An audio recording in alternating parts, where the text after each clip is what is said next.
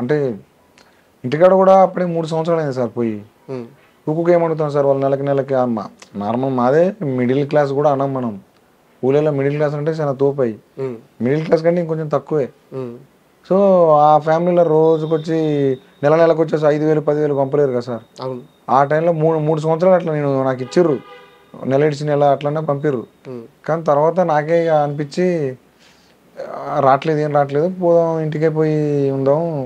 అది వచ్చినప్పుడు ఇంటికి అవకాశం వచ్చినప్పుడు మళ్ళీ పోదాంలే అనుకుంటే మా నాన్న ఒప్పుకోలే. పోరా పోయినాక ఆల్రెడీ ఉండరాదు అని చెప్పి అన్నాడు. ఇక ఎందుకు ఈ పనులు చేస్తాం మళ్ళీ సుశీతులు అందరూ ఏమనుకుంటారు. అక్కడ కూడా కొంచెం కాన్ఫిడెన్స్ ఇచ్చింది మావాడు. ఓ ఏం కాదు పోను అన్నాడు.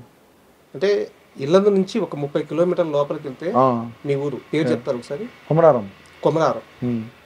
నక్సల్స్ ప్రభావితం ఎక్కువ ఉండే ఏరియా, ఉద్యమాల గడ్డ, తిరగబడే మనుషులు, అణిచివేయబడ్డ మనుషులు ఎక్కువ అక్కడ.